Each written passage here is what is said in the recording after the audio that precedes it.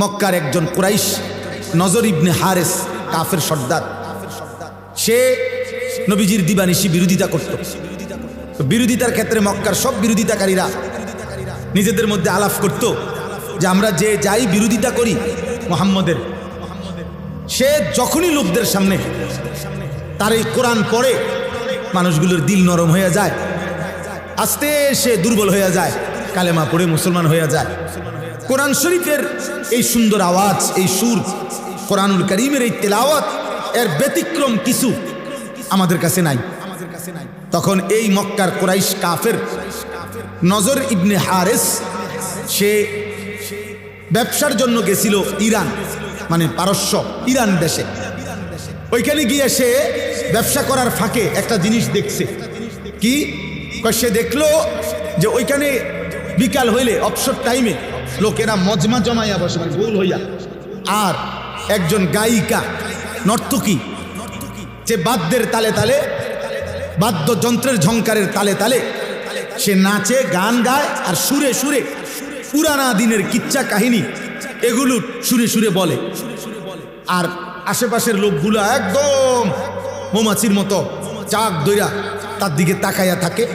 তার শরীর, তার যৌবন, নারীর দেহ, গায়িকার নাচ গান, বাদ্যযন্ত্র, এগুলোর থেকে মজা পায়। এই লোক তখন নজর ইবনে হারেস কুরাইশ, এই কাফের সর্দার, সে চিন্তা করছে এইটা একটা মুহাম্মদের কোরআনের ব্যতিক্রম হইতে পারে, নাউজুবিল্লাহ। এই জন্য সে চড়া দামে অনেক টাকা মূল্য দিয়া একটা দাসী যে গান গাইতে জানে, নাচতে জানে, এই পুরানা দিনের কিচ্ছা বলতে পারে, ওই ইরান থেকে একটা দাসী নর্তকী গায়িকা কিনে আনছে। কিনা মক্কায় আইনা মক্কার লোকদেরকে বলছে এদিকে আসো। দুষ্ট প্রকৃতির কিছু যুবক এবং কিছু গাফেল মানুষকে একসাথে করে বলছে সবাই গোল হইয়া বসো, এখন শুনো কি কর। এবার এই নর্তকী নাচে গায়, বাদ্যের তালে তালে সে সুরে সুরে আপনার পুরান দিনের কিচ্ছা কাহিনী, বানোয়াটি কথাবার্তা এগুলা বলে। কিচ্ছা কাহিনী আছে না বানোয়াটি। এক দেশে এক রাজা ছিল, রাজার একটা ছেলে ছিল রাজকুমার। রাজকুমার একদিন ঘোড়ার পিঠে চড়ে অনেক দূর সফরে রওনা দিছে। যেতে যেতে একটা জঙ্গল পড়ছে। জঙ্গলের ভিতরে গিয়া দেখে একটা বাড়ি। বাড়ির ভিতরে গিয়া ভিতরে ঢুকে দেখে একজন রাজকুমারী ঘুমায় আছে। পরে উঠাইয়া বলছে আমি তোমাকে বিবাহ করব। রাজকুমারী বলছে এমনি পারবা না, ওইখানে একটা পুকুর আছে, পুকুরের মধ্যে এক ডুব দিয়া তুমি নিচে গেলে একটা কৌটা পাইবা। কৌটার ভিতরে একটা ভ্রমর আছে, ভ্রমরটারে একটা টিপ দিয়া মাইরা লেলে একটা রাক্ষস মরে যাবে, যে রাক্ষসটা আমারে ধরে এখানে আনছে, এবার তুমি আমারে নিতে পারবা। রাজকুমার ডুব দিয়া কৌটার ভিতর থেকে এই পোকাটা, মাছিটা মারছে, রাক্ষস মরে গেছে। এরপরে রাজকুমারীকে ঘোড়ার পিঠে করে নিয়ে বাড়িতে আসছে, বিয়ে করছে, এখন সুখে শান্তিতে বসবাস করতেছে। এটি কাহিনী, এটি কোনো কথা হইল? আগে এরকম কাহিনী ছিল না। হ্যাঁ, গল্প আর কি, রাজকুমারের গল্প, ডালিম কুমারের গল্প। আমি তো ছোটবেলায় স্কুলের বইয়ে ডালিম কুমারের গল্প আমি পড়ছি, ক্লাস 3-4 স্কুলের বই। তাইলে এরকম বানোয়াটি কাহিনী, গান, বাদ্য, গায়িকা, গানের আসর জমাইত। আল্লাহ তাআলা তখন কোরআন শরীফের এই আয়াত নাজিল করছে। এই শেষ কথা আল্লাহ তাআলা বলেন ওমিনান নাসি মান ইয়াশতারি লাহওয়াল হাদিস লিয়ুদিল্লা আন সাবিলিল্লাহ বিগাইরি ইলমিন ওয়া ইয়াত্তাখিযাহা হুজুয়া। আল্লাহ বলেন বন্ধু, কিছু মানুষ আছে এমন যারা অনর্থক কথাবার্তার জন্য এই হারাম গান, বাদ্য, গায়িকা, বাদ্যযন্ত্র এবং অসার, অবান্তর, অপ্রয়োজনীয় বেহুদা কথাবার্তার আসর জমায়, এরকম ব্যবস্থা করে, সংগ্রহ করে। আমি আল্লাহর পথ থেকে আমার বান্দাদেরকে দূরে সরাবার জন্য অজ্ঞ এবং মূর্খতা বশত ওয়াত্তাখিযাহা হুজুয়া, এই গান, বাদ্য, নভেল, নাটক, এই গল্প, কৌতুক, হাসি, ঠাট্টা, গায়িকার নাচ আর নর্তকীর নাচ আর নৃত্য বাদ্যের মাধ্যমে আমার দিনকে উপহাস করে, আমার কোরআনকে তুচ্ছতাচ্ছিল্য করে। আল্লাহ বলেন উলাইকা লাহুম আযাবুম মুহিন। আমি আল্লাহ ঘোষণা দিলাম, আপনি বন্ধুর মাধ্যমে জানিয়ে দিলাম, এমন নাফরমানদেরকে আমি আল্লাহ অত্যন্ত লজ্জাজনক, অপমানকর, যন্ত্রণাদায়ক আযাব দেব। আযাব দেব কোরআনের মোকাবেলায়, আমার দ্বীনের মোকাবেলায় যে গান বাদ্য নৃত্য গায়িকা নায়িকা গানের আসর গল্পের আসর বেহুদা কথার আসর জমায় ঠাট্টা কৌতুক মজাক করে, আল্লাহ বলেন আমি তাকে শাস্তি দেব। আজকে এই কথাটাই আমি শুধু নসিহত করলাম। আমরা সবগুলো ছেলে, তোমরা নওজোয়ান, এটা আমার একটা ছোট্ট ফিকির, চেষ্টা করি নিয়মিত যে কিশোর নওজোয়ান মুসলমানের ফিরবে। হয়তো আমরা একদিন থাকবো না, কিন্তু ইনশাআল্লাহ আমাদের বর্তমান নওজোয়ান, এখন যাদের বয়স 16 বছর 18 বছর 20 বছর, আমাদের দিলের একটা হিসাব আর কি, মনের একটা চাহাত, মনের একটা বোঝাপড়া, যে আমার মনে হয় আর কি আগামী দিন ইনশাআল্লাহ এদের মাঝ থেকেই ইমানদার যুবক মাহাদির পক্ষে লড়বে ইনশাআল্লাহ। এটা আমার দিল বলে, আমার দিল বলে। আমি এটার কোনো দলিল দিচ্ছি না, আমি এমনি বলছি আমার ব্যক্তিগত আবেগ, আমার মনে হয়। নাই তো আলহামদুলিল্লাহ চতুর্দিকে আমরা এটা দেখি আলহামদুলিল্লাহ। এখন শুধু আমি একজন বক্তা না, আলহামদুলিল্লাহ সব বক্তা ওলামা আলহামদুলিল্লাহ এখন ব্যাপকভাবে মাহফিলে নওজোয়ান খুব বেশি মাহফিলে আসে, খুব আসে আলহামদুলিল্লাহ। বুঝাই যায় এখান থেকে ইনশাআল্লাহ মালিক পছন্দ করার যাদের ঠিকই পছন্দ করতেছে, হ্যাঁ হ্যাঁ পছন্দ করছে। আল্লাহ ঠিকই নেবে, আল্লাহ ঠিকই নেবে। আল্লাহ তাআলা তোমাদেরকেও আল্লাহর দ্বীনের জন্য কবুল করে নেন। মানুষ এত বোকা হয় না, একজন সুস্থ স্বাভাবিক মানুষ এত বোকা হয় না যে আমি ইচ্ছা করে ঠান্ডা মাথায় আমি নিজেই নিজেকে জাহান্নামের হাতে তুলে দিলাম। এত বোকা মানুষ হয়, এত বোকা মুসলমান হয় না, এত বোকা হয়। সারাদিনে এক ওয়াক্ত নামাজ যার কপালে জোটে নাই, প্রিয় ভাই তোমার পরিণতিটা কি? 365 দিনে খোদার এক বছরে কোনো দিন যে ফজরের নামাজ জানেও না, শেষ পর্যন্ত তোমার গন্তব্য কোথায় হবে? প্রতিনিয়ত যারা সুদ খাচ্ছেন, কিস্তি নিতেছেন, হারাম খাইতেছেন, ওজনে কম দিতেছেন, অবৈধ উপার্জন করছেন, অসৎ ব্যবসা করছেন, শেষ পর্যন্ত আপনি কোথায় যাবেন? কি ভাবছেন নিজের জীবনের উপর?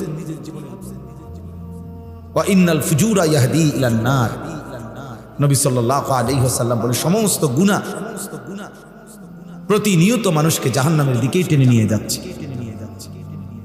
প্রত্যেক গুনার ওই পিঠে আগুন আছে, গুনার ওই পিঠে আগুন আছে। এজন্য দোস্ত, বাবা, ভাই সকলেই এটা বোঝা উচিত। কারো কথাও যদি না ভাবি, নিজের উপরে দয়া কর, নিজের উপরে রহম কর। তো আগার মেরা নিহি বানতা না বন আপনা তো বন, তুমি যদি আমার কোনো উপকারে না আসো, এই দেশ, এই পরিবার, এই জাতি, এই সমাজ, এই রাষ্ট্র, যারা কেউ যদি তোমার দ্বারা কোনো কল্যাণ উপকার নাও পায়, তুমি নিজের জন্য কিছু করো। আপনা তো বন, নিজের জন্য তো হও, নিজের ভালোটাও করবা না। মানুষ এত বোকা হয়। একজন নওজোয়ান ভাই বল, দোস্ত আমার, এটা কিভাবে সম্ভব যে সারাদিনে একজন মুসলমান একটা সেজদাও দিল না? মুসলমান কিভাবে সম্ভব? তোমার কি কোনো আল্লাহ নাই? তোমার কোনো নবী নাই? তোমার কোনো বাবা মা নাই? তোমার কোনো ধর্মের পরিচয় নাই? তোমার কোনো সৃষ্টিকর্তা নাই? তিনি কিছুই বলবেন না।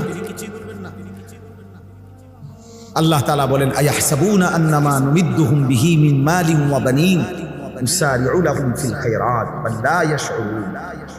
কিছু মানুষকে আমি আল্লাহ তাআলা দুনিয়ায় কিছু সম্পদ এবং সন্তান সন্ততি, ভাত মাছ চাল ডাল, স্ত্রী সন্তান, টাকা পয়সা বাড়ি দালান, এগুলা কিছু দিচ্ছি বলে ও ভাবতেছে, নাফরমান মনে করতেছে আমি আল্লাহ তার উপরে খুব কল্যাণ করতেছি, আমি তার উপরে সন্তুষ্ট খুশি, এই জন্য তারে এই পরিমাণ দুনিয়া দিলাম। আল্লাহ বলে বাল লা ইয়াশউরুন, না বান্দা, আসলে তারা বোঝে নাই যে দুনিয়া দিলে আমার সন্তুষ্টি বুঝায় না।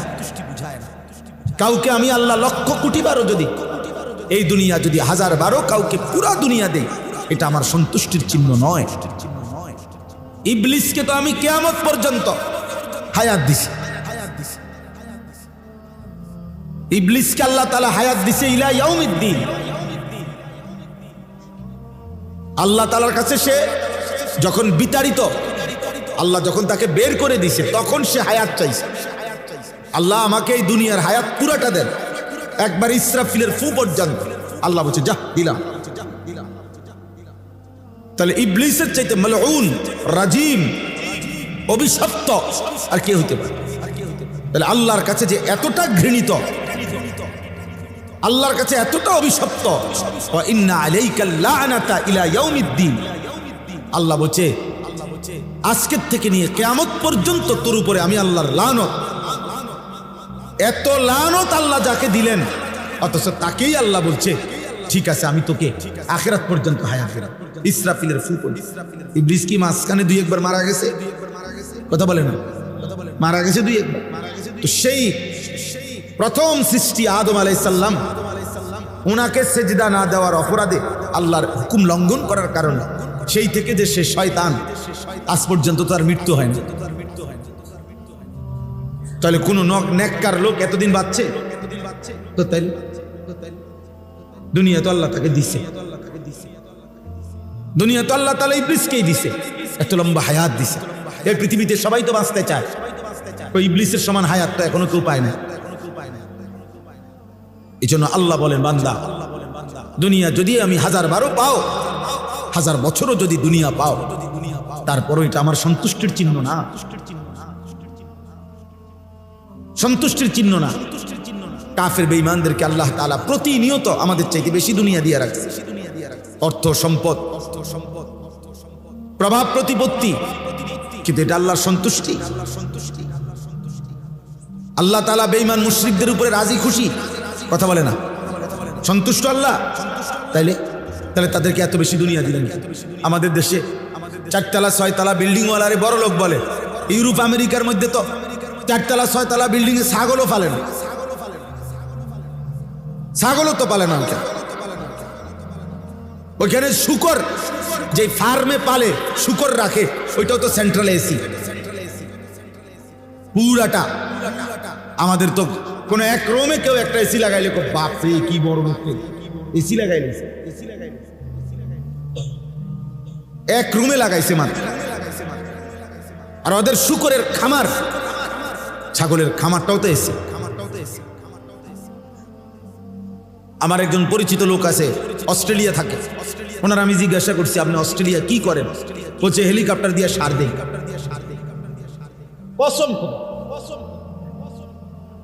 হেলিকপ্টার দিয়ে কি দেয়? সার দেয় মিয়া। তার মানে বুঝাইছে যে কোম্পানির এত বড় প্রজেক্ট, 1000 একর সবজি করে, কৃষি করে, সেখানে সার দিতে গেলে এমনি দেওয়া সম্ভব না। হেলিকপ্টার দিয়ে কি দেয়? সার দেয়। আমরা দেশে হেলিকপ্টার দিয়ে সার দিব কোন সময়? এই নির্বাচনের পরে নাকি? এই ফেব্রুয়ারি নির্বাচনের পরের থেকে সার দিব হেলিকপ্টার দিয়া। আমরা দেশে অটো সরিয়ে তো শেষ হয়েছে না আমাদের কি হেলিকপ্টার।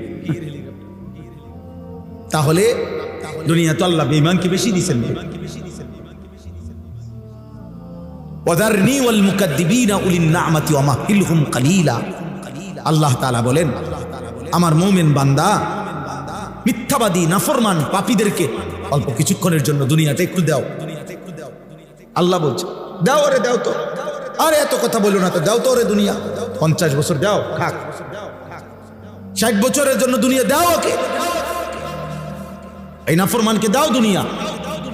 আল্লাহ বলেন কিন্তু মনে রেখো মুমিন, বেশির থেকে বেশি 50 বছর, 60 বছর, 70 বছর ও নাফরমানি সত্ত্বেও দুনিয়া ভোগ করবে। কিন্তু আমি আল্লাহ বললাম যেদিন চোখ বন্ধ হবে, কবর থেকে নিয়ে অনন্তকাল পর্যন্ত আর কোনদিন আমি বেঈমানকে এক ঢোক পানিও আর দেব না, এক লোকমা খাবারও আর দেব না। আর কোনদিন, আর কোনদিন। ইন্না লাদাইনা আনকালাম ওয়া জাহিমা। আল্লাহ তাআলা বলেন অবিশ্বাসী নাফরমানদের জন্য আমি আল্লাহ তাআলার কাছে নির্ধারণ আছে আগুনের শিকল, জাহান্নামের প্রজ্বলিত আগুন। ওরে দাও দুনিয়া। এজন্য প্রিয় ভাই, বাবা, রাত গভীরে কমপক্ষে এটা ভাই, নওজোয়ান ভাই, তোমরা অনেক কষ্ট করছো মাশাআল্লাহ। এই ভালোবাসার কোনো শব্দ দিয়ে বোঝানো যাবে না। আমি নিজেও বুঝি না, এটা মালিকের পক্ষ থেকে এটা পরীক্ষা। এই ভালোবাসা, এই মহব্বত, এই আবেগ, এই অস্থিরতা, নওজোয়ানদের সাথে এই সম্পৃক্ততা কেন আমি নিজে জানি না। আমি তো কোনো আসলেও কোনো প্রার্থী না, আমার কোনো মার্কা নাই, এবং একের দিল থেকে বলতেছি কোনো ইচ্ছাও নাই, ইচ্ছাও নাই। এমন কোনো না যে ঘুরে ঘেরাই আইজক কাইলক কইব, এমনও না, এখানেও না, আমার এলাকাতেও না। আল্লাহর জন্য পথে পথে ঘুরি, আখিরাতের আশায় ঘুরি। এই জন্য আমরা দয়া করে সবার কাছে অনুরোধ, নওজোয়ান ভাই, এই ভালোবাসা আল্লাহর জন্য হোক, এই ছুটাছুটি আল্লাহর জন্য হোক, এই মহব্বত আল্লাহর জন্য হোক। বলো আমিন। ভালোবাসা যদি আল্লাহর জন্য হয়, মহব্বত যদি আল্লাহর জন্য হয়, এগিয়ে আসা আল্লাহর জন্য যদি হয়, পরিবর্তনের জন্য, ইনশাআল্লাহ আগামীর পৃথিবী তোমাদের হাতেই কালেমার পতাকা উড়বে ইনশাআল্লাহ। প্রয়োজন পরিমাণ যুবক রেডি হচ্ছে, ঘাবড়ায়ও না। তোমার মতো আমার মতো দুই চারজন অপদার্থ ছাড়াও ইসলাম বিজয় হবে, কসম আল্লাহর। আল্লাহর নবী সাল্লাল্লাহু আলাইহি সাল্লাম বলছে, উম্মত শুনো, যদি কোনোদিন শোনো যে কিয়ামতের আর একদিন বাকি, তবুও মনে রাখবা মাহদী আসবে, আর সারা বিশ্বময় ইসলামের বিজয়ের পতাকা উড়বে। সারা পৃথিবী আরেকবার খেলাফতের রঙে ইসলামের বিজয় নিশানে আরেকবার পৃথিবীবাসী দেখবে। নবীজি এটা ওয়াদা দিয়েছেন। এজন্য যুবক ভাই আমার এই একটা লাইন কথা মনে রাখো, মক্কার জমিনে যেদিন আল্লাহ নবী সাল্লাল্লাহু আলাইহি সাল্লাম কালেমার দাওয়াত শুরু করছিলেন, সেদিন কিন্তু তিনি প্রত্যেকের কাছেই কালেমার দাওয়াত দিছেন, সমান গুরুত্ব দিয়েই দিছেন, কলিজার সবটুকু দিয়ে তিনি প্রত্যেকের কাছেই দাওয়াত দিছেন। কিন্তু মহান আল্লাহ পাক রব্বুল আলামিন বলছিলেন, বন্ধু দাওয়াত আপনি দিতে থাকেন, আপনি বলতে থাকেন, কিন্তু আপনার জন্য যে কয়জন সাহাবা লাগবে, আর আমার ইসলাম বিজয়ের জন্য বিশ্বময় যে কয়জন মোমেন সাহাবী লাগবে আপনার, এটা আমি নেব, আমিই নেব। লাগবে যে কয়জন আমিই নেব, যাদেরকে আমি চাই নেব, যাদেরকে আমি চাই নেব না। আপনি বলতে থাকেন। এজন্য খুদার কসম, নবীজি আবু জেহেলকেও কালেমার দাওয়াত দিছে, আবু বকরকেও দাওয়াত দিছে, আবু লাহাবকেও দাওয়াত দিছে, ওমরকেও দাওয়াত দিছে। আসমানওয়ালা রব আরশ আজিমের মালিক আল্লাহ বলছে, বন্ধু আবু বকরকে আমি নিলাম, আবু জেহেলকে আমি নিলাম না, ওমরকে আমি নিলাম, আবু লাহাবকে আমি নিলাম না, ওসমানকে আমি নিলাম, উতবাকে আমি নিলাম না, আলীকে আমি নিলাম, শাইবাকে আমি নিলাম না। অথচ আল্লাহর কসম, এরা যেই বংশের সাহাবী, ওরাও একই বংশের বেঈমান। আবু জেহেলও কুরাইশ, আবু বকরও কুরাইশ, আবু লাহাবও কুরাইশ, ওমরও কুরাইশ। যেই সমস্ত কথাটা শুনলা না, যে সমস্ত অপদার্থ মোবাইলটা এরপরও হাতে ধরে রাখলা, তোমার মতো বেয়াদব চলে গেলে ভালো, তোমার মতো দুই চারটা ফালতু চলে গেলে ভালো। ভাইয়া চলে যাও, ভাই যাইয়া বাসায় ঘুমাও। এখন ভাল লাগলো নি, লজ্জা পাইলে আবার হাসে। আরে মানুষ বুঝি এত বেউকুফ হয়। নিচে বসো, এই ছেলে নিচে বসো, বসো নিচে বসো, বসো নিচে নামো। তোমার বাবার চাইতে বেশি বয়স্ক নিচে বসা আছে।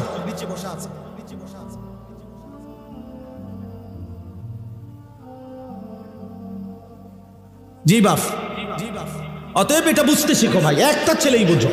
আমি বললাম না সবার সমর্থন দিয়ে আমি করবো কি, আমি তো ভোটে দাঁড়াইছি না। আমার দরকার এই কথাটা বলা যে ভাইয়া আল্লাহ বলছে, বন্ধু আমি আবু বকরকে নিলাম, আবু জেহেলকে নিলাম না। তো যেন আল্লাহ আবু জেহেলকে বলছে, বেঈমান তোকে ছাড়াও আমার ইমানের বিজয় হবে, আমার ইসলাম বিজয় হবে, আমার কালেমার বিজয় হবে। তাহলে দোস্ত, মালিক যদি ইসলামের জন্য, দ্বীনের জন্য, ইমানের জন্য আল্লাহ যাকে নেওয়ার তাকে তো নিবেনি। যদি তোমারে না নেয়, তুমি যদি মাহদী না চিনো, তুমি যদি দাজ্জালের হাত থেকে ইমান বাঁচাইতে না পারো, আগামী দিনে যদি আল্লাহ তাআলা তোমাকে দ্বীনের জন্য না নেয়, কেমনে নিবে? 365 দিনে খোদার এক বছরে তুমি কোনো দিন ফজরের নামাজ পড়লা না, মহান মালিক তোমারে কেন তার দ্বীনের জন্য নিবে? সারা রাত যার কাটে মোবাইলের নারী ছবি দেখে, তোমারে আল্লাহ তার কালেমার বিজয়ের জন্য কেন নিবে? বছরের পর বছর যায় যার হারাম রোজগারে, তারে আল্লাহ তাআলা জান্নাতের জন্য কেন নিবে? আল্লাহর জান্নাতের লোকের কি ঘাটতি পড়ে গেছে? অভাব পড়ে গেছে? তাহলে এই জন্য বেশি গুরুত্বপূর্ণ এটা, এ কথা বুঝা যে আমাকে আল্লাহ তাআলা দ্বীনের উপরে রাখবে কিনা। হ্যাঁ, এটা যদি না হয়, আল্লাহ যদি পছন্দ না করে, আল্লাহ যদি বলে ওয়ালা তাকুনু কাল্লাযীনা নাসুল্লাহা ফাআনসাহুম আনফুসাহুম, কোরআনে আল্লাহ বলছে বান্দা আমারে এই পরিমাণ ভুলে যেও না। বেশি দিন আমাকে ভুলে গেলে আমি আল্লাহ বললাম একদিন আমি তোমাকে তোমার পরিচয় ভুলিয়ে দেব, আত্মভোলা করে দেব, আর কোনোদিন তোমার মনে পড়বে না তুমি মুসলমান। তোমার মৃত্যু হবে, তোমার কবর হবে, তোমার আখিরাত হবে, আমি ভুলিয়ে দেব। ফাআনসাহুম আনফুসাহুম, আমি তোমার পরিচয় তোমারে ভুলে দেব, আত্মভোলা, আত্মবিস্মৃত হয়ে যাবা। নিজের বংশ, নিজের ইজ্জত, তোমাদের অগণিত ছেলে যাদের মাথায় মুশরিকের চুল, বেঈমানের চুল, তোমাদের একজনেরও তোমাদের বাবার কথা মনে নাই। তোমার বাবা এমন ছিল না, তোমার বংশে এমন কারো চুল নাই। বিগত 100 বছরে তোমার ফ্যামিলির কেউ এমন চুল রাখে নাই। তুমি কোন বেঈমানের মতো চুল রাখছো? মানে তুমি এই প্রথম তোমার বংশ থেকে, তোমার ধর্ম থেকে তুমি নিজেকে সম্পর্ক বিচ্ছিন্ন করে দিলা। এর পরের জেনারেশন যদি তোমার হাতে তৈরি হয়, তোমার আমার সন্তান, আমি আমার বাবার সন্তান, আমার বাবা টুপি মাথায় দিছেন, আমিও আজও টুপি মাথায় দেই। আমার বাবা দাড়ি রাখছেন, আমি আজও দাড়ি রাখি। আমার বাবা মৃত্যু পর্যন্ত পাঞ্জাবি পরছেন, আমি আজও পাঞ্জাবি পরি। আমার বাবা মৃত্যু পর্যন্ত লুঙ্গি পরছেন, আমি আজও লুঙ্গি পরি। তাহলে আমি আমার বাবার অনুসরণ, আমি আমার রাসূলুল্লাহ সাল্লাল্লাহু আলাইহি সাল্লাম, আমার রাসূলের সাহাবাদের অনুসরণের উপরে চলার চেষ্টা করছি। কিন্তু তুমি তো তোমার আল্লাহ, তোমার রাসূল, সাহাবা, আউলিয়া, উলামা, এমনকি তোমার আপন বাবা এবং পূর্বপুরুষের থেকেও সম্পর্ক বিচ্ছিন্ন করে চুলে, চেহারায়, লেবাসে, পোশাকে, চাল চলন, চিন্তা, হাসি, মজাক, কথাবার্তা সবকিছুতে নিজেকে বিচ্ছিন্ন, আলাদা করে দিলা। কি বুঝাইতে চাচ্ছ তুমি? মুসলমান না বেঈমান? কি বুঝাইতে চাও? কি বলতে চাচ্ছ তুমি? তোমার মতো বেডই না হইলে ইসলাম টিকবে না, না? কি মনে করছো আব্বা? তোমাদের মতো বেনামাজি ছাড়া ইসলাম টিকবে না?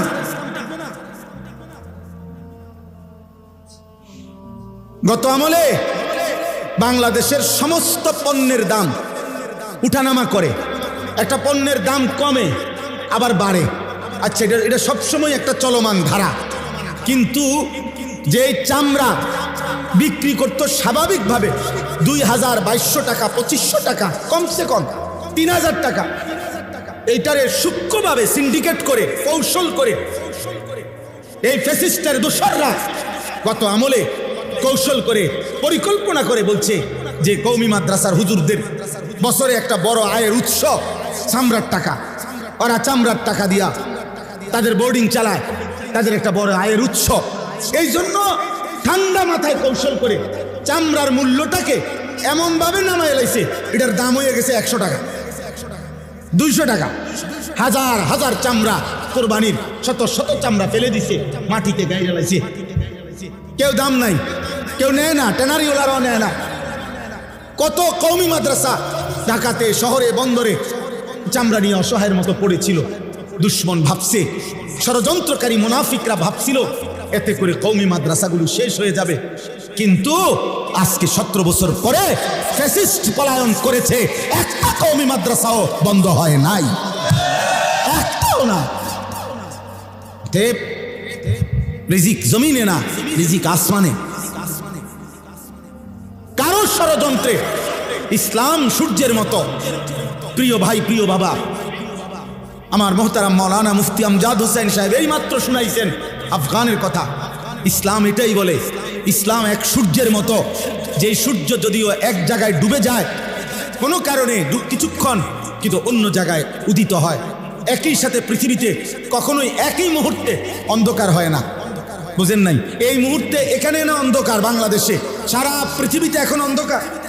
কথা বলেন, সারা পৃথিবীতে এখন সূর্য ডুবে গেছে না? পৃথিবীর কোথাও না কোথাও সূর্য আছে কিনা এখনো? অবশ্যই আছে, অবশ্যই আছে, অবশ্যই আছে। ইসলাম এমন সূর্যের মতো। কোনো জায়গায় যদি কোনো সময় কোনো প্রেক্ষাপটে মুসলমান নির্যাতিত হয়, মুসলমান ব্যাপকভাবে যদি শহীদও হয়, শেষও হয়ে যায়, কিন্তু একই মুহূর্তে পৃথিবীতে ইসরাফিলের ফু পর্যন্ত কখনোই ইসলাম চূড়ান্ত একসাথে ধ্বংস হবে না, এটা আল্লাহর ওয়াদা। এই জন্য যদিও গাজা ফিলিস্তিনের মুসলমান রক্তের দরিয়ায় ভাসতেছে, কষ্টের দরিয়ায় ভাসতেছে, অভুক্ত হয়ে মরতেছে, যদিও রক্তর জমছে, শাহাদাতের খুন দিতেছে, দেখলে মনে হচ্ছে মুসলমান শেষ না। আল্লাহ বলছে আবার তাকিয়ে দেখো, আফগানে ইমানের সূর্য পথ করে উঠছে, ইসলামের সূর্য উঠছে। ইসলাম ডুবে নাই, ইসলাম হারে নাই, ইসলাম হারে নাই। সারা পৃথিবী একবার হলেও, গোটা ইউরোপ, গোটা উন্নত বিশ্বের সমস্ত পরাশক্তি একবার হলেও, একাকি হলেও কলজার মধ্যে একটা কাঁপ দেয়, শুধু একবার আফগানের নাম উচ্চারণ হয়।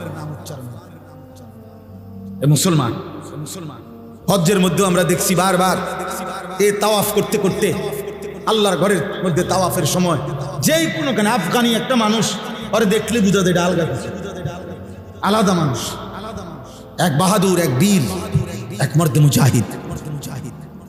অতএব ইসলাম হারে নাই বাবা। গাজার মুসলমান আবার দাঁড়াবে, একদিন ভোর হলে শুনবা বাপ, তিনিও বিজয়ের পতাকা উঠছে। একদিন শুনবে মান হেরে গেছে, ইনশাআল্লাহ, ইনশাআল্লাহ, ইনশাআল্লাহ। ইমামে মাহদী ফজরের নামাজ পড়ে ঈসা আলাইহিস সালাম সহ দাজ্জালের বাহিনী আর ইহুদির বাহিনীর বিরুদ্ধে ফজরের নামাজের মুসল্লিদেরকে নিয়ে রওনা হবেন। কসম খোদার, এটাই কিতাবের ভবিষ্যৎবাণী যে ফজরের নামাজ পড়ে তিনি রওনা হবেন, আসরের ওয়াক্তেই মসজিদে আকসা সহ আল্লাহর দ্বীন বিজয় করে দেবেন। হ্যাঁ হ্যাঁ, ইমানের বিজয় হবে, ইসলামের বিজয় হবে, আল্লাহর কালেমাই থাকবে, তুমি থাকতে না, চরিত্রহীন থাকবে না, লম্পট থাকবে না, নারী লোভী থাকবে না, জিনাকার ব্যভিচারী থাকবে না, অসৎ জুয়ারি থাকবে না, মদখোর, নেশাখোর, গাঁজাখোর থাকবে না, তোমার নাম পৃথিবীতে থাকবে না। কোন নাফরমানের নাম থাকে না রে বাপ। ফেরাউনের নাম আজ পৃথিবীর কোন কুত্তার নামও নাই। পৃথিবীতে কোন কুত্তার নাম ফেরাউন কেউ রাখে না। পৃথিবীর কোন কুত্তার নাম কেউ নমরুদ রাখে না। পৃথিবীর কোন কুত্তার নাম কেউ আবু জাহেল রাখে না। পৃথিবীর কোন কুত্তার নাম কেউ আবু লাহাব রাখে না। অথচ ইউরোপে, উন্নত বিশ্বে তারা কুকুরের নাম রাখে, কারণ কুকুর ফালে, তারা নাম ধরে ডাক দেয় কুকুরে, টম, জেরি, গুলো নাম ধরে। বেঈমানের নাম থাকে না, নাফরমানের নাম থাকে না। তুমি নষ্ট হইও না বাপ, তুমি ভুল করছো, তুমি ভুল করছো। এই চুল তোমার ইজ্জত দিবে না, এই চুল তোমার অপমান করে। তোমাদের যাদের মুশরিকের মতো চুল, এটা তোমার অপমান করে। বেঈমান তোমাদেরকে নিয়ে হাসে, এখান থেকে বসে আর হাসে, দেখো ওর নাকি আল্লাহ বলে রব, ওর নবীর নাম নাকি মুহাম্মদ সাল্লাল্লাহু আলাইহি সাল্লাম, ওর ধর্মের নাম নাকি ইসলাম, ওর কিতাবের নাম নাকি কোরআন, ও নিজে বলে নাকি ও মুসলমান। অথচ এই পর্যন্ত 3 বছরে ওরে যতটি ডিজাইন দিলাম চুলে, ও সবটি গ্রহণ করল। পরে যা দেই ওই তাই নেয়। ওরে নারীর ছবি, অস্থির দৃশ্য, উলঙ্গ অস্থির দৃশ্য যা দেই, নাফরমান সব নিচ্ছে। ওই কিসের মুসলমান? আহ, বেঈমান হাসে আমাদেরকে, দুশ্মন হাসে, দুশ্মন হাসে। আমাদের মায়েরা, আমাদের বোনেরা যখন বেপর্দা হয়, দুশ্মন হাসে। অথচ ইসলাম সেই জাতি, যে জাতির এক মা, নবীর এক মহিলা সাহাবী যুদ্ধের ময়দানে ওনার ছেলে শাহাদাত বরণ করছিলেন। শহীদের পবিত্র লাশ, ছেলের লাশ খুঁজবার জন্য উনি পর্দায় আবৃত্ত হয়ে চেহারা মুখ ডেকে তো লাশের মধ্য থেকে ওনার ছেলের লাশটা খুঁজতেছিলেন। তখন ওইখানে আর লাশ ছাড়া কিছু নাই, জীবিত কোনো মানুষ নাই। তো পিছন থেকে একজন সাহাবী ওনাকে বলছে, হে মা, এগুলা তো সব লাশ, এখানে তো কোনো জীবিত মানুষও নাই। আপনি মুখের কাপড়টা একটু খুলে আপনি ভালোভাবে দেখেন, আপনার ছেলেকে তালাশ করেন। আপনি তো অনেকক্ষণ ধরে খুঁজতেছেন, ছেলের লাশ পাচ্ছেন না। আবু দাউদ শরীফের হাদিস, বিশুদ্ধ হাদিস। ওই মা চিৎকার করে আওয়াজ করে বলছে, ইন আরজা ইবনি ওয়ালাম আরজা হায়াই। হে ঈমানদার, আমি তো আমার সন্তান হারিয়েছি, আমি আমার ইজ্জত, আমার সম্ভ্রম, আমার হায়া, আমার লজ্জা তো এখনো হারাই নাই। আমি সন্তান হারাইতে পারি, আমার ছেলে শহীদ হয়েছে, কিন্তু আমার ইজ্জত শহীদ হয় নাই। আমি মুসলিম নারী, আমার পর্দা, আমার সতীত্ব, আমার ইজ্জত, আমার সম্ভ্রম, এটাই আমার শ্রেষ্ঠ সম্পদ। অতএব আমি অনুরোধ করছি, গান, বাদ্য, অশ্লীলতা, বেহায়াপনা, অসভ্যতা, উলঙ্গতা, এই খামখেয়ালি, কৌতুক, হাসি, ঠাট্টা, মজাক, মোবাইলের এই বেহুদা ছবি তোলা, জীবনটা এমন ভাবে, এমন সুন্দর হায়াত, প্রিয় ভাই আমার, নষ্ট করে দিও। আমার মাঝে মাঝে মন চায় তোমার থেকে কুদ্দুর সময় আমি যদি হাওলাত নিতে পারতাম, আমারে যদি তোমার থেকে কুদ্দুর দিতাম, আমার ভীষণ দরকার। সারাটা দিন আমি, সারাটা দিন রাত 3টা 4টা পর্যন্ত দৌড়ের উপরে থাকি, ব্যস্ত থাকি, নিজের সময় দিয়ে আমার মনে হয় আমি কুলাইতারি না। আমার যদি কেউ তার থেকে কুদ্দুর সময় হাওলাত দিত, প্রায় আমার এটা মনে হয় যদি আমি কারো কাছ থেকে একটু সময় পাইতাম, আমার একটু উপকার হতো। তাইলে এই জন্য অনুরোধ করছি আমরা আজকের এই কিশোর ভাই, নওজোয়ান ভাই, আমি 2টা আয়াত শুধু তর্জমা বলি, তাইলে আমার কথা শেষ। আল্লাহ তাআলা এখানে বলছেন, মক্কার একজন কুরাইশ, নজর ইবনে হারেস, কাফের সর্দার, সে নবীজির দিবানিশি বিরোধিতা করত। বিরোধিতার ক্ষেত্রে মক্কার সব বিরোধিতাকারীরা নিজেদের মধ্যে আলাপ করত যে আমরা যে যাই বিরোধিতা করি মুহাম্মদের, সে যখনই লোকদের সামনে তার এই কোরআন পড়ে মানুষগুলোর দিল নরম হয়ে যায়, আস্তে সে দুর্বল হয়ে যায়, কালেমা পড়ে মুসলমান হয়ে যায়। কোরআন শরীফের এই সুন্দর আওয়াজ, এই সুর, কোরআনুল কারীমের এই তেলাওয়াত, এর ব্যতিক্রম কিছু আমাদের কাছে নাই। তখন এই মক্কার কুরাইশ কাফের নজর ইবনে হারেস, সে ব্যবসার জন্য গেছিল ইরান, মানে পারস্য, ইরান দেশে। ওইখানে গিয়ে সে ব্যবসা করার ফাঁকে একটা জিনিস দেখছে। কি? সে দেখলো যে ওইখানে বিকাল হইলে, অবসর টাইমে লোকেরা মজমা জমাইয়া বসে, গোল হইয়া, আর একজন গায়িকা, নর্তকী, যে বাদ্যের তালে তালে, বাদ্যযন্ত্রের ঝংকারের তালে তালে সে নাচে, গান গায়, আর সুরে সুরে পুরানা দিনের কিচ্ছা কাহিনী এগুলো সুরে সুরে বলে। আর আশেপাশের লোকগুলো একদম মৌমাছির মতো চাক দইরা তার দিকে তাকাইয়া থাকে। তার শরীর, তার যৌবন, নারীর দেহ, গায়িকার নাচ, গান, বাদ্যযন্ত্র, এগুলোর থেকে মজা পায়। এই লোক তখন নজর ইবনে হারেস, কুরাইশ এই কাফের সর্দার, সে চিন্তা করছে এইটা একটা মুহাম্মদের কোরআনের ব্যতিক্রম হইতে পারে, নাউজুবিল্লাহ। এই জন্য সে চড়া দামে অনেক টাকা মূল্য দিয়া একটা দাসী, যে গান গাইতে জানে, নাচতে জানে, এই পুরানা দিনের কিচ্ছা বলতে পারে, ওই ইরান থেকে একটা দাসী, নর্তকী, গায়িকা কিনে আনছে। কিনা মক্কায় আইনা মক্কার লোকদেরকে বলছে, এদিকে আসো। দুষ্ট প্রকৃতির কিছু যুবক এবং কিছু গাফেল মানুষকে একসাথ করে বলছে, সবাই গোল হইয়া বসো, এখন শুনো কি কর। এবার এই নর্তকী নাচে, গায়, বাদ্যের তালে তালে সে সুরে সুরে আপনার পুরান দিনের কিচ্ছা কাহিনী, বানোয়াটি কথাবার্তা এগুলা বলে। কিচ্ছা কাহিনী আছে না বানোয়াটি। এক দেশে এক রাজা ছিল, রাজার একটা ছেলে ছিল রাজকুমার।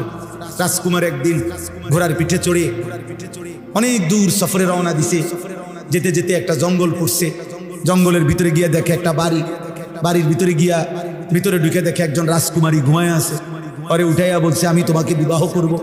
রাজকুমারী বলছে, এমনি পারবা না, ওইখানে একটা পুকুর আছে, পুকুরের মধ্যে এক ডুব দিয়া তুমি নিচে গেলে একটা কৌটা পাইবা। কৌটার ভিতরে একটা ভ্রমর আছে, ভ্রমরটারে একটা টিপ দিয়া মাইরা লেলে একটা রাক্ষস মরে যাবে, যে রাক্ষসটা আমারে ধরে এখানে আনছে, এবার তুমি আমারে নিতে পারবা। রাজকুমার ডুব দিয়া কৌটার ভিতর থেকে এই পোকাটা, মাছিটা মারছে, রাক্ষস মরে গেছে। এরপরে রাজকুমারীকে ঘোড়ার পিঠে করে নিয়ে বাড়িতে আসছে, বিয়ে করছে, এখন সুখে শান্তিতে বসবাস করতেছে। এটি কাহিনী, এটি কোনো কথা হইল? আগে এরকম কাহিনী ছিল না। হ্যাঁ, গল্প আর কি, রাজকুমারের গল্প, ডালিম কুমারের গল্প।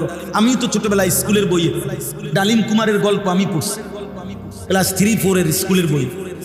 তাইলে এরকম বানোয়াটি কাহিনী, গান, বাদ্য, গায়িকা, গানের আসর জমাইত। আল্লাহ তাআলা তখন কোরআন শরীফের এই আয়াত নাজিল করছে। এই শেষ কথা। আল্লাহ তাআলা বলেন ওয়ামিনান নাসি মান ইয়াশতারি লাহওয়াল হাদিস লিয়ুদিল্লা আন সাবিলিল্লাহ বিগাইরি ইলমিন ওয়া ইয়াত্তাখিযাহা হুজওয়া। আল্লাহ বলেন বন্ধু, কিছু মানুষ আছে এমন যারা অনর্থক কথাবার্তার জন্য এই হারাম গান, বাদ্য, গায়িকা, বাদ্যযন্ত্র এবং অসার, অবান্তর, অপ্রয়োজনীয় বেহুদা কথাবার্তার আসর জমায়, এরকম ব্যবস্থা করে, সংগ্রহ করে। আমি আল্লাহর পথ থেকে আমার বান্দাদেরকে দূরে সরাবার জন্য অজ্ঞ এবং মূর্খতা বশত ওয়াত্তাখিযাহা হুজুয়া, এই গান, বাদ্য, নভেল, নাটক, এই গল্প, কৌতুক, হাসি, ঠাট্টা, গায়িকার নাচ আর নর্তকীর নাচ আর নৃত্য বাদ্যের মাধ্যমে আমার দিনকে উপহাস করে, আমার কোরআনকে তুচ্ছতাচ্ছিল্য করে। আল্লাহ বলেন উলাইকা লাহুম আযাবুম মুহিন। আমি আল্লাহ ঘোষণা দিলাম, আপনি বন্ধুর মাধ্যমে জানিয়ে দিলাম, এমন নাফরমানদেরকে আমি আল্লাহ অত্যন্ত লজ্জাজনক, অপমানকর, যন্ত্রণাদায়ক আযাব দেব, আযাব দেব। কোরআনের মোকাবেলায়, আমার দ্বীনের মোকাবেলায় যে গান, বাদ্য, নৃত্য, গায়িকা, নায়িকা, গানের আসর, গল্পের আসর, বেহুদা কথার আসর জমায়, ঠাট্টা, কৌতুক, মজাক করে, আল্লাহ বলেন আমি তাকে শাস্তি দেব। আজকে এই কথাটাই আমি শুধু নসিহত করলাম।